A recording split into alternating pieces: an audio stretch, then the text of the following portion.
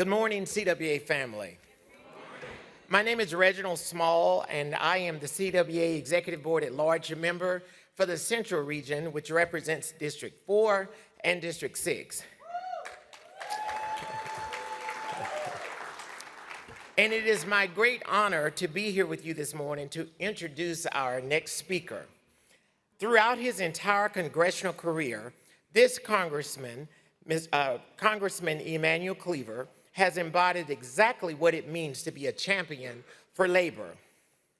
From the halls of Congress to the Apple stores in his home state of Missouri, he has supported and helped to empower workers as they exercise their right to form a union. He has repeatedly co-sponsored and voted for legislation, including the PRO Act, which would make it easier for workers to form unions and collectively power. Which would make it easier for workers to form unions and collectively bargain. Even as the current administration has continuously attacked the federal workforce, this congressman has held roundtables and listening sessions, which means he listens, with the impacted workers to listen to their needs and bring their voices back to Washington. When labor calls, we know that this congressman will answer. Because of his steadfast support, anti-worker politicians are trying to rig the maps to overturn the will of the voters and drive him out of office. I'm proud that our activists in District 6 have stood strong beside him and fought to make sure that our rights are protected and that we have a fair chance to elect worker champions like Congressman Cleaver by fighting to ensure that voters have a say in Missouri's redistricting process. Please join me in welcoming a longtime friend of labor, Congressman Emanuel Cleaver.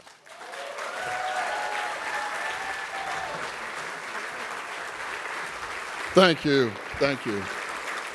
Thank you. I appreciate being here with you. It just, being here in Washington, it just kind of feels good to be with people you actually like.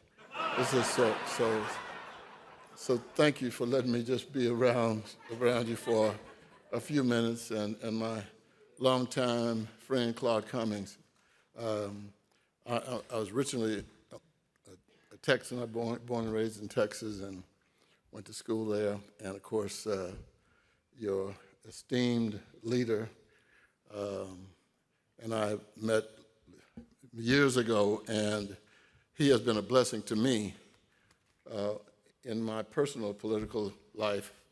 I don't want to get too saucy here, but it's difficult for me not to say how much I appreciate him for what he has done, not only with the labor union, but helping those of us whose job it is to help you, to make sure that you have a voice. And I appreciate that. And speaking of voices, it was on a Wednesday morning around 10 o'clock a.m., Colonel Louis Nicola of the Continental Army completed his letter to President or to General George Washington, who was the head of the Continental Army. And in that letter by Colonel Nicola, he asked that George Washington consider becoming the king of the American colonies, the king of America. Colonel Nicola also had in support the signatures of many of the top officers in the Continental Army. They too suggested that Washington consider becoming the king. Wednesday morning, May 22nd, 1782. George Washington rebuffed them and essentially said, I will never, ever consider becoming George Washington the king, because the reason we are in the army is we're fighting King George from England. And he refused to become king. He could have become the king and didn't do it. And now there are people who want to become kings.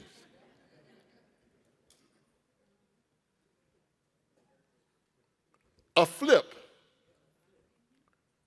because there is at least one person, eminently disqualified, but would like to be the king of the United States of America.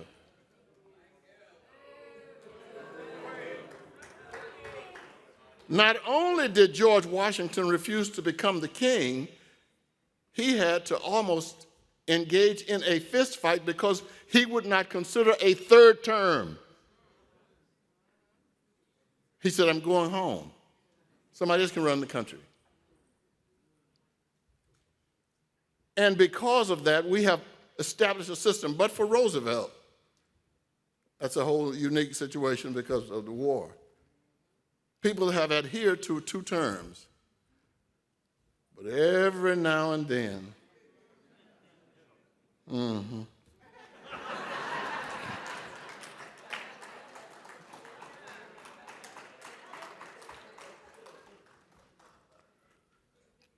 but we have a role. I don't know how many of you were at the last inauguration.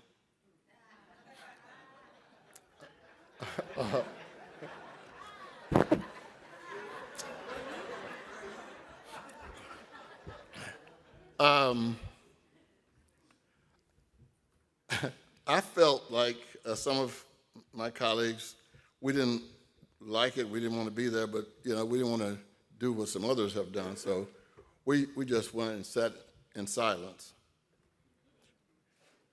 And then we saw the rogues gallery of billionaires. I want you, if you saw it on TV,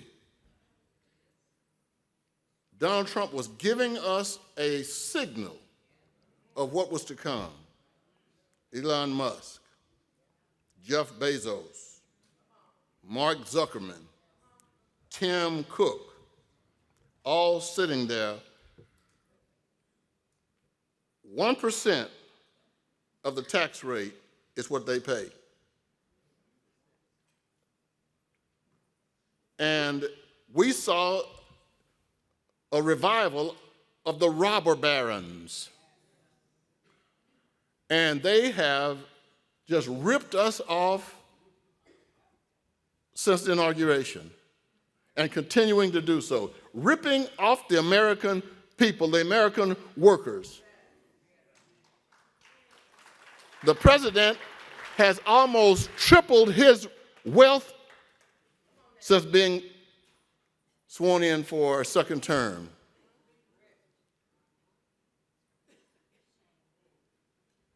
And he got people painting swimming pools.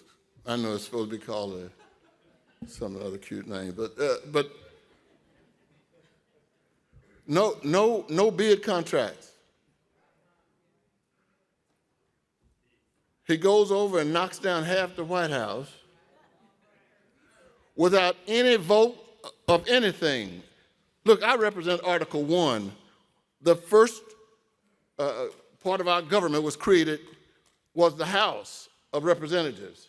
We hold the purse. But if you have some cowards who will keep their mouths shut at a time when they need to speak out, somebody will go wild. I don't know if you've had any petulant children in your family or not, But all you have to do is just let them keep going. Just let them keep going. And every time you let them get by, they're going to go a little further. And that's exactly what he has done. So he picked up the phone and called the governor of Texas and said, look, people don't like me. Only 30% of the country supports me now. Most of them can't stand me. Just because I lie 5 or 6 times an hour, I don't understand what they don't like me. I just don't know. So what I'm going to need for you to do is fix it so that the Democrats can't take over in July. The governor, what do you need me to do? Well, we want you right now to redistrict. And the governor, yeah, whatever you want me to do, and so they start the process. And there have been victims. One of Clark Cummings' friends, Al Green, was one of the victims. So what they essentially are saying is, we can't win there if we have a fair contest. So let's change the people. And so in Missouri, they have one spot that they zeroed in on, the 5th District, which is Kansas City, mainly it's south of the river, 5th District of Missouri. And when I saw the map, I knew immediately that it wasn't drawn in Missouri. And what they did was almost unconscionable. In the 1920s, a very wealthy man who was a physician, Dr. Benoist Troost, had a big slave plantation, and on the road that goes by the slave plantation, they honored him by calling it Troost Avenue.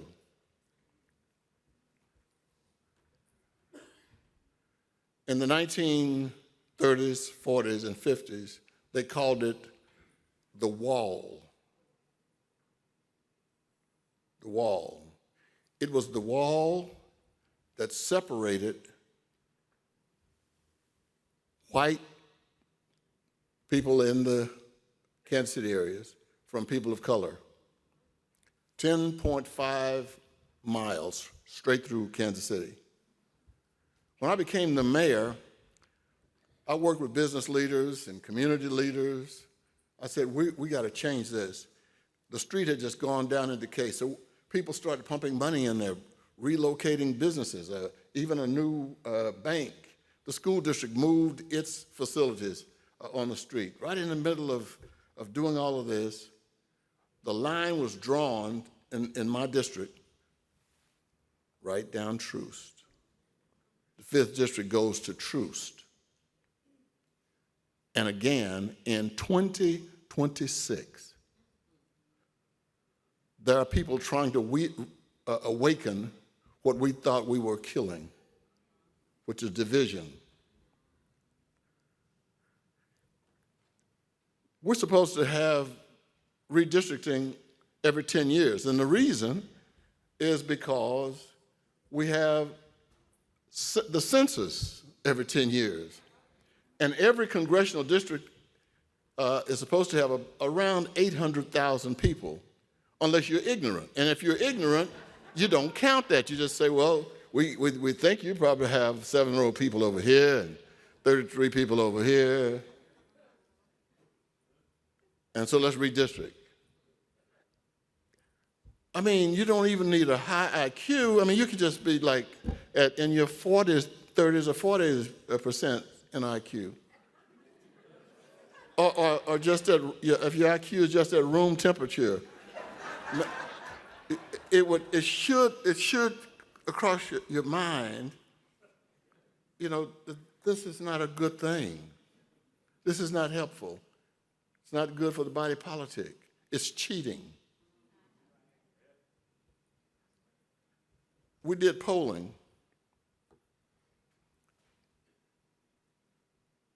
The majority of white people are opposed to it.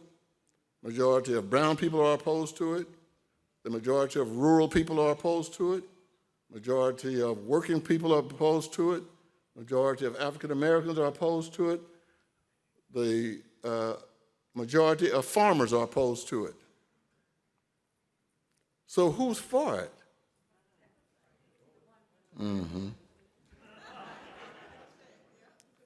Now, wrong does not become right simply because the majority party does the wrong. And we are in a situation now where we must win for the sake of you and your children and their children and their children.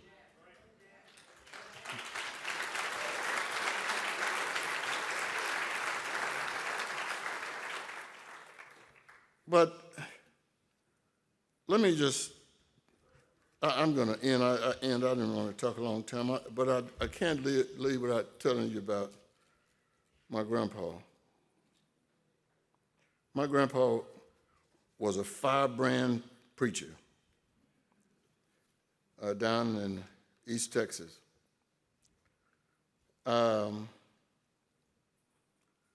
And there were 9 Cleaver kids, grandchildren, my 3 sisters and my dad's brothers, 4 kids, and my dad's younger brothers. We all at the church had to sit like on the front row. Grandpa, he had a cane, preached with a cane, and I didn't think he would actually do it, but he did. He did. He hit Hubert, who went to sleep. I mean, and so we sat in attention on that front row for the Reverend Noah Albert Cleaver, God bless him.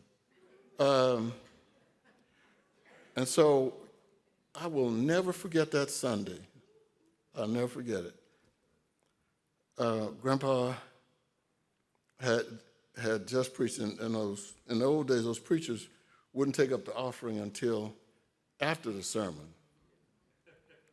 So Grandpa preached, and then it says, and I'll take up the offering. So the ushers marched down, got the plates, and they passed the plate, and they brought the offering down. Grandpa standing behind the podium. And he stood there, and he looked, and he looked. And then everybody in the church got quiet. You know, they wondered what's wrong with Reverend Cleaver. He just stood there silently. And then finally, and he had one of those deep voices that could not be ignored. And he said to the ushers, I want y'all to get that out of here right now. And the ushers were looking around at each other. We, grandchildren, we looking around too. We didn't know what was going on.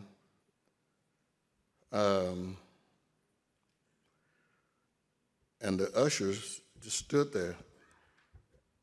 And Grandpa said, I don't believe you heard me. Get that out of here right now. And so everybody is now confused, not knowing what to do. And he said, please, turn around. Please get out of here right now. Take that with you. Take this offering with you. And they started turning around. And then one of them, it's the head usher, realized that something was not quite right. And so he stopped. And he said, when he turned around, Reverend Cleaver, what do you mean? He said, the offering is tainted, and I want it out of the church. Get it out of here right now. It is tainted. and he walked maybe 2 or 3 other steps. The church was purely silent. And so Grandpa just stood there without an expression on his face, just stood there. And so finally the head usher had another moment of courage. He turned around again and he said, Pastor, we took up the offering. We know what it is. And he said, this offering is just not tainted, sir. And Grandpa said, yes, it's tainted. And so the usher said, what do you mean? He said, it tain't enough.